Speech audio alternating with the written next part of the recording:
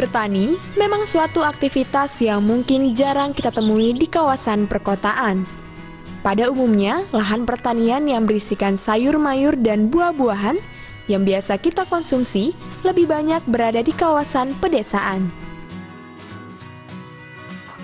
Namun, bagaimana jika kawasan urban seperti Jakarta dan suburban seperti Bogor dan Depok memiliki kebun yang berisikan sayur mayur dan buah-buahan?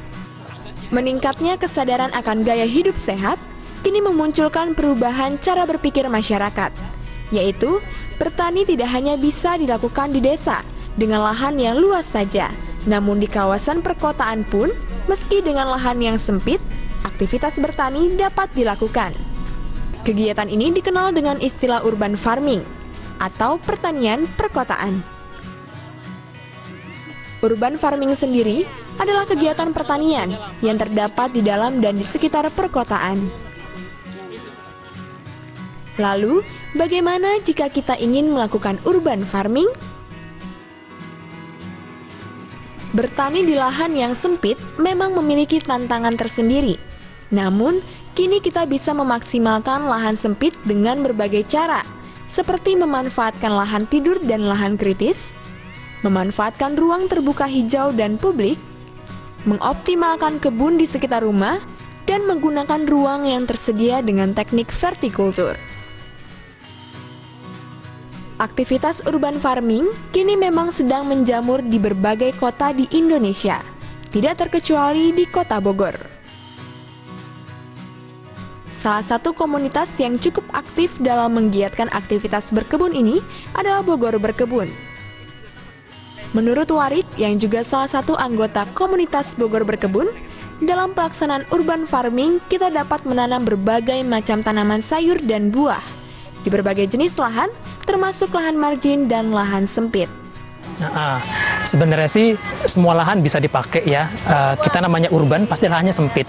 Jadi semua lahan bisa kita pakai untuk bertani asalkan ada matahari, ya kan? Karena semua tanaman pasti butuh matahari untuk berfotosintesis. Itu. Jadi lahan kriterianya seperti apa? Semua lahan bisa kita pakai untuk urban farming. Begitu. Kebetulan yang kita pakai ini sebenarnya lahan marginal, bekas pencacahan plastik. Jadi di tanahnya ada satu lapisan yang berisi plastik.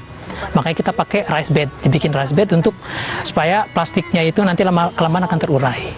Begitu. Jadi semua lahan sebenarnya bisa untuk dipakai pertanian, apalagi di urban. Manfaatkan semua lahan yang ada daripada jadi gulma, jadi nggak karuan, kita pakai bertani untuk sayur, kebutuhan sayur di rumah. Untuk lahan-lahan yang sempit, nanti kita ada alternatifnya. Ada yang namanya vertikultur atau vertical garden. Jadi nanti kita nanamnya ke atas, bukan ke horizontal. Biar nanti hasil panennya lebih banyak. Terus juga kalau lahannya sempit banget, pengen yang bersih, kita bisa tawarin namanya sistem hidroponik. Kalau hidroponik bisa, nanti kan lebih bersih ya kalau pakai hidroponik. Nanti kalau sudah hidroponik ada lagi namanya aquaponik.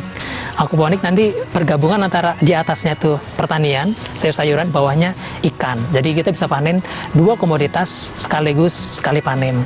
Itu jadi semua lahan asalkan ada matahari, ada air, kita bisa bertanam.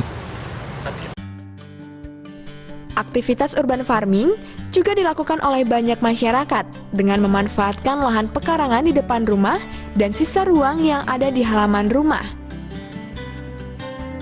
Seperti halnya rumah Bapak Zulfikar Musa ini.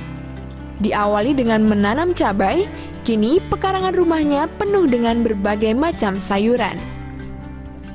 Masuk sini, putar dia terus sampai sini. Awal mulai berkebun ini adalah dari pengalaman-pengalaman selama aktif. Ternyata bahwa lahan-lahan yang ada di pekarangan rumah itu bisa dimanfaatkan untuk diberdayakan menanam sayuran. Itu awalnya. Nah, dengan demikian pertama sekali mencoba sendiri, yaitu dengan bibit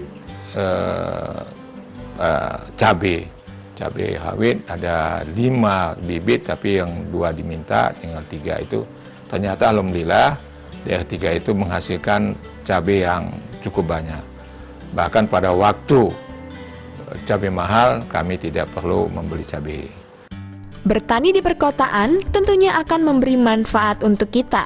mulai dari lingkungan udara yang semakin terasa segar dan secara tidak langsung akan menyegarkan mata dan pikiran kita, kemudian membantu mengurangi laju pemanasan global, mengurangi jumlah emisi karbon dan sampah kemasan, dan yang utama yaitu untuk memenuhi kebutuhan pangan, khususnya sayur mayur yang lebih segar dan bebas pestisida, sehingga aman dikonsumsi keluarga.